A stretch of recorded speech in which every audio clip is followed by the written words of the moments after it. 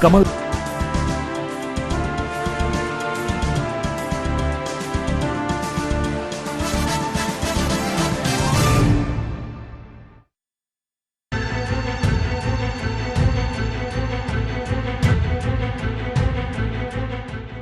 आज हम आप पहुंचे हैं नगीना लोकसभा क्षेत्र।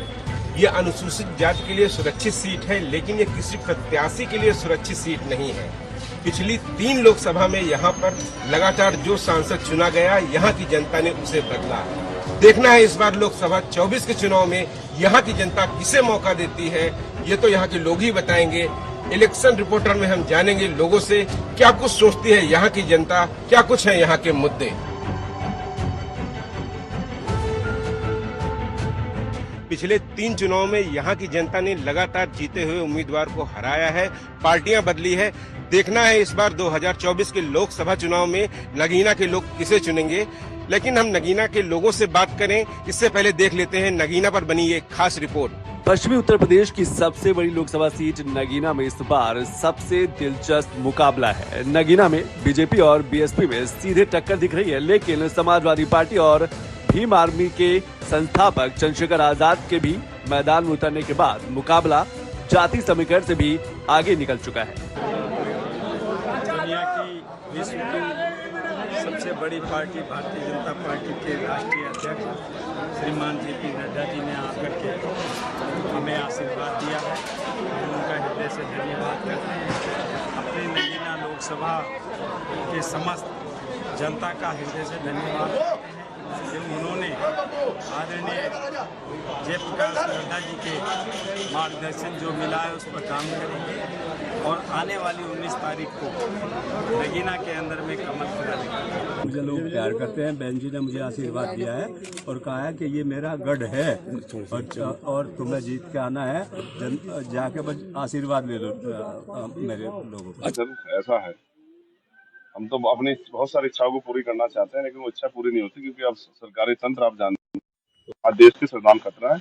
ऐसे खतरे को से जनता में जो भय है उस भय से निकालने के लिए विश्वास पैदा करने का काम आजाद समाज पार्टी भीम आर्मी करेगी। नहीं है, लेकिन हम लोग इंडिया गठबंधन के प्रत्याशी के रूप में हम लोगों को चयनित किया गया है और हम लोग इंडिया गठबंधन और पीडीए की जो मूल भावना है जो भारत के संविधान में है उसको पूर्णतः हम लोग जमीन पे ले आने का काम करेंगे। बीजेपी ने ओम कुमार पर भरोसा जताया है तो बीएसपी ने सुरेंद्र पाल को टिकट दिया है। वहीं भीम आर्मी के संस्थापक चंद्रशेखर आजाद भी मैदान में ताल ठोक रहे हैं तो समाजवादी पार्टी ने पूर्व सिविल जज मनोज कुमार को उतारकर बीएसपी का खेल बिगाड़ने का इंतजाम कर दिया है। दरअसल नगीना में जीत का समीकरण बनाते हैं मुस्लिम और एससी वोटर। 2019 में समाजवादी पार्टी और बीएसपी ने गठबंधन का उम्मीदवार उतारा था, जिससे आसानी से उसे जीत मिल गई। लेकिन इस बार स्थितियां अलग है। वैसे नगीना हर बार हर दल को चौंकाती है। नगीना का लोकसभा का इतिहास बहुत पुराना नहीं है। कुल जमा 3 लोकसभा चुनाव हुए हैं। तीनों ही चुनाव में नगीना की जनता ने अलग अलग पार्टियों को मौका दिया है। 2009 में अपने पहले चुनाव में नगीना ने समाजवादी पार्टी को जीत दिलाई थी, लेकिन 2014 में मोदी लहर में नगीना में भगवा लहराया। वहीं 2019 में बीएसपी और एसपी गठबंधन को जीत मिली थी। इस बार चंद्रशेखर के चुनावी मैदान में उतरने के बाद बीएसपी के वोट बैंक में सेंध लगना तय माना जा रहा है, जबकि बीएसपी समाजवादी पार्टी के वोट बैंक पर सेंधमारी की फिराक में है। कुल मिलाकर नगीना के मौजूदा हालात में एसपी, बीएसपी और भीम आर्मी की इस लड़ाई में फायदा बीजेपी को होता दिख रहा है।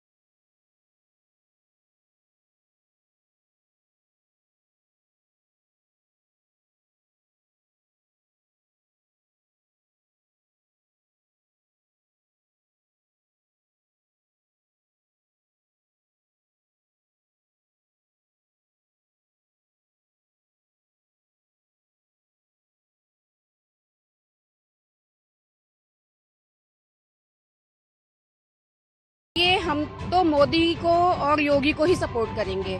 जो अपने परिवार को लेके आगे चल रहा है, जैसे सपा है, कांग्रेस है, उसमें पैदा होने वाला बच्चा भी ये जानता है कि उसे आगे MP बनना है या कुछ बनना है।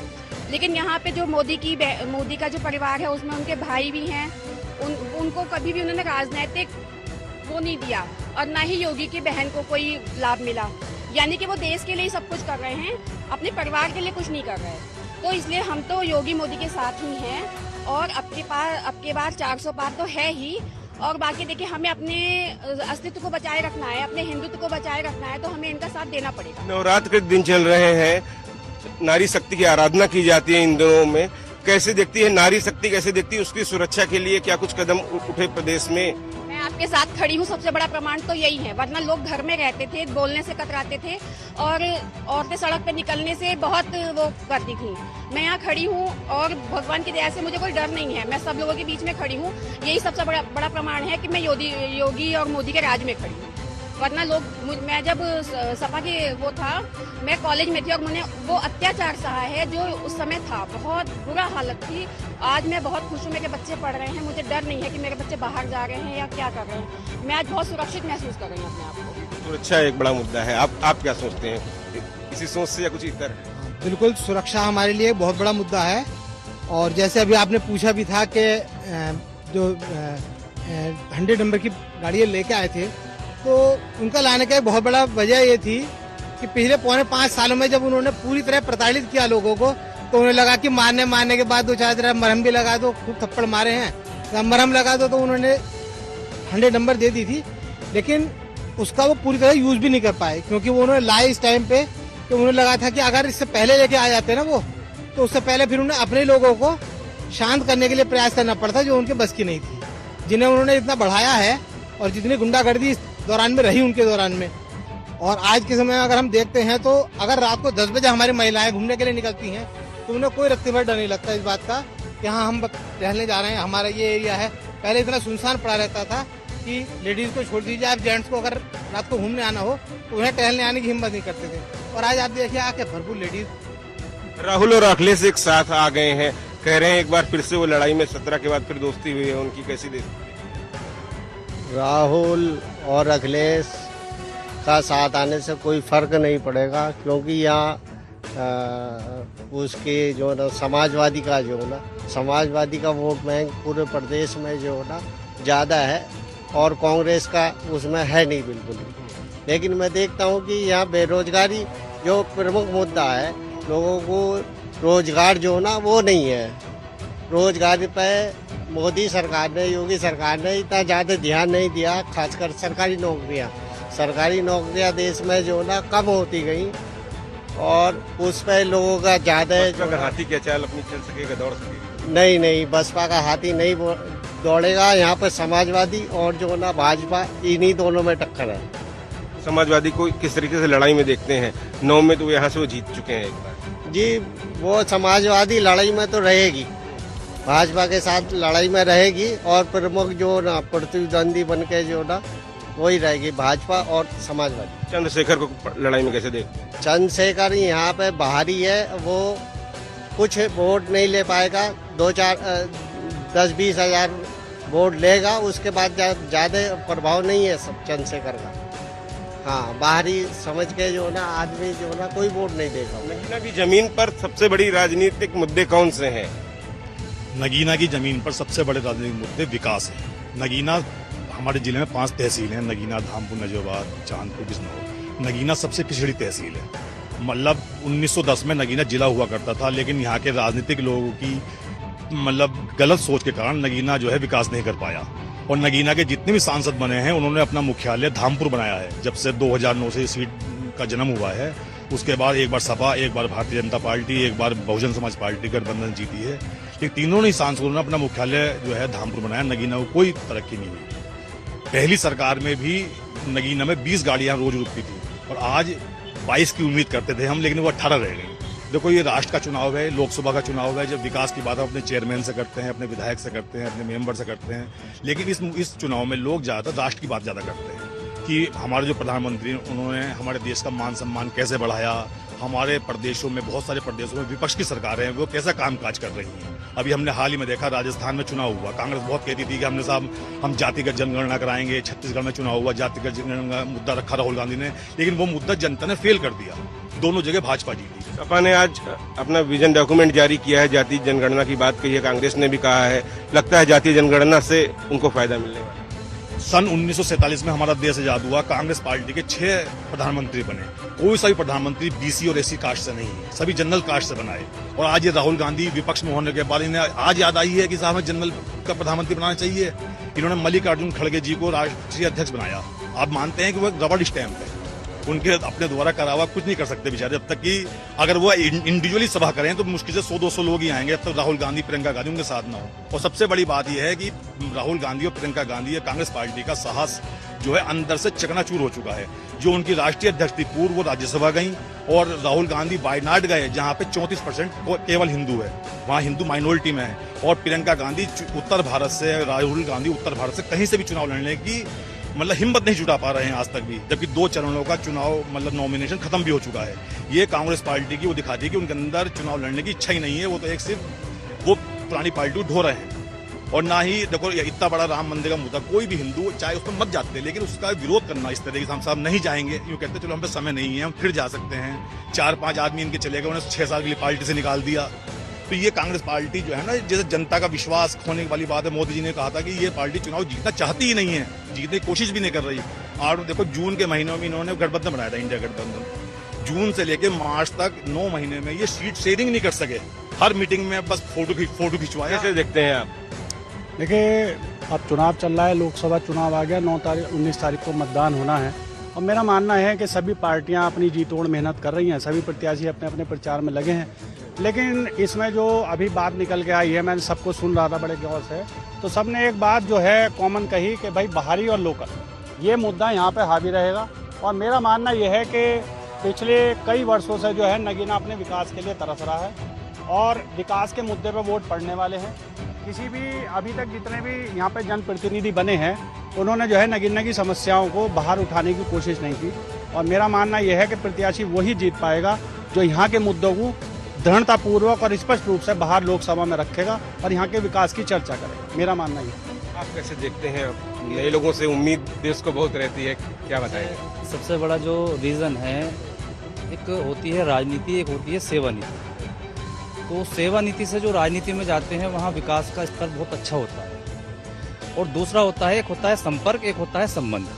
तो हम यहाँ का प्रत्याशी ऐसा चाहते हैं जो इस तरह का हम लोगों से संपर्क रखें, संपर्क के बाद संबंध को इस तरह से कन्वर्ट करें कि वो हमारे परिवार के सदस्य हैं, ताकि हम बेहिचक उनसे अपनी बातें कह सकें। वो मुझे पूर्ण विश्वास है और आशा है कि इस तरह के जो एक स्थिति आने वाली है यहाँ, वो विजय प्राप्त करेंगे और बहुत ही विकास होगा। दूसरा, जो आभूषण यहाँ विकास के आभूषण और साधनों के आभूषण यहाँ से गए हैं, यानी जैसे बीटीसी कॉलेज है, होम्योपैथिक के अस्पताल हैं, हमारा मिल कताई मिल जो है वो बहुत खंडर स्थिति में है, उन्हें उनका पुनर्जन्म यानी कि एक अवतार के रूप में जो एक विकास की, यानी कि एक विकास होता है रोजगार से, वो जो गंगा है वो अगर बह जाए यहाँ तो चारों तरफ एक सुगंधित वातावरण होगा, सब लोग जो है बहुत खुश महसूस करेंगे।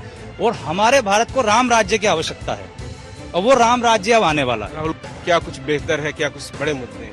बड़े मुद्दे यही हैं कि बेरोजगारी थोड़ी ज़्यादा है, और सड़कें वड़कें तो काफ़ी ठीक हैं और ठीक हो जाएंगी अगर फिर अच्छी सरकार आती है। तो कैसे आएगी अच्छी सरकार, किसे कहते हैं? थोड़ा सा आप बताएं अनुभव आपका। हमें जैसे जो अच्छा लग रहा है हम उसे वोट दें, वो सरकार बनता है। अब ये तो मैं नहीं बोल सकता ये किसे वोट देंगे। तो जो है यहाँ पर बहुजन समाज पार्टी को चुना था आप लोगों ने, आखिर क्या कुछ परिस्थितियाँ थी इस बार बदली हुई क्यों नजर आ रही है? देखिए, परिस्थितियां तो समय समय पर बदलती रहती हैं और इलेक्शन होते भी। तो मोदी की लहर चल रही है? नहीं, मोदी जी लहर चल रही थी, मगर कहीं ना कहीं लहर का प्रभाव भी किसी न किसी वजह से हो जाता है। कुछ वोटर कुछ बातों को नहीं समझ पाते हैं और आप लोगों के जरिए भी समझाया जाता है। बाकी जितने भी होते हैं तो आपका अपना मत है, आप किसको देते हैं किसको नहीं देते, किसी का मत आप चेंज नहीं कर सकते। मगर अब लोगों को सोचना चाहिए, मत को देते हुए सबसे पहला मुख्य कारण है कि हम वोट दे क्यों रहे हैं, हम सरकार बना क्यों रहे हैं। कारण तो ये है कि आप सरकार काहे के लिए बना रहे हैं? आप अपनी सुरक्षा चाहते हैं, आप अपना विकास चाहते हैं, आप अपने कार्य को अच्छा चाहते हैं, आप चाहते हैं कि अगर किसी कार्य की जरूरत आपको पड़ती है तो आप कम से कम जाके अपने सांसद, अपने एमएलए से जाके मिल तो लें। मेन मुद्दा है, लोगों को वोट देते हुए समझना चाहिए, सांसद हो, महोदय हो, कुछ भी।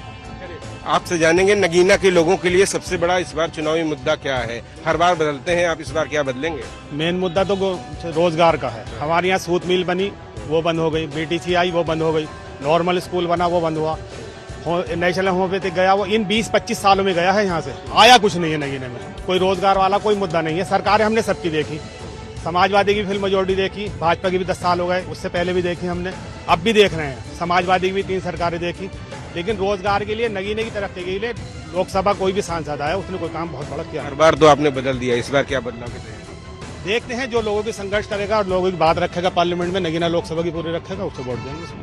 यहाँ पर तीनों सपा बसपा हैं और साथ में आ गए हैं इस बार चंद्रशेखर। आपको लगता है ये इस लड़ाई में कहीं भाजपा का ज्यादा फायदा मिल रहा है इस बार? ये त्रिकोणीय इलेक्शन है इसमें। अब गठबंधन मुस्लिम और यादव, वही मुस्लिम और दलित गठबंधन जहाँ जाएगा सीट उसकी निकलेगी, ये हमारा अपना। अगर बंटवारा हुआ मुस्लिम, बहुत ही सीधी सी बात है इसमें, मुस्लिम में 13 सीट है, 7 लाख मुस्लिम है और 10 लाख हिंदू और दलित हैं, जिसमें 2.5 लाख 3 लाख दलित हैं। तो वो अगर दलित मुस्लिम जाए, चाहे वो समाजवादी से जुड़ जाए या चंद्रशेखर से जुड़ा है, तो शायद सीट, और अगर बंटवारा होता है तो भाजपा के लिए क्लियर है। सीट तो बहुजन समाज पार्टी के पास थी। नहीं, सीट तो कुछ नहीं, उन्होंने पिछले 5 साल में किसी ने देखा नहीं, किसी से पूछ लिया अगर किसी ने देखा होता। सांसद मायावती के भतीजे ने यहाँ शुरुआत किया, उनका तो यही समझ नहीं आया कि वो कहना क्या चाह रहे थे उस दिन। वो नेशनल पार्टी के नेता थे और वो चंद्रशेखर जी को मतलब वो कर रहे थे टारगेट कि वो ये कर रहे हो। अरे आप नेशनल पार्टी, नेशनल मुद्दे बनाइए ना, आप रोजगार देते, आपने सब कुछ करते, कुछ भी नहीं किया। आनंद से उम्मीदें कम लग रही है? बिल्कुल कम है। त्रिकोणीय इलेक्शन है अभी, क्योंकि रमजान चल रहे हैं, मुस्लिम अभी इबादत में लगा हुआ है। कल के बाद बड़ी मीटिंगें होंगी, रैली होंगी, तभी जाकर कोई माहौल खुलेगा कभी इलेक्शन की धरती। आनंद ने यहाँ आकर कुछ यहाँ पर जोर आजमाइश की, उसका कुछ फर्क दिखेगा? जी, वो आए जरूर थे, उन्होंने अच्छी सभा भी की, लेकिन वो अपना विचार यहाँ शायद जनता तक कन्वे नहीं कर पाए। तो मुझे नहीं लगता कि वहाँ पे जो है इस समय बसपा का कोई जनाधार है या वो सरवाइव कर पाएगी आगे, मुझे नहीं लगता। मेरी ऐसी सोच है। तो ये थे नगीना लोकसभा क्षेत्र के लोग, जिन्होंने अपनी राय रखी, अपने मुद्दे रखे, अपनी पसंद की बातें बताई।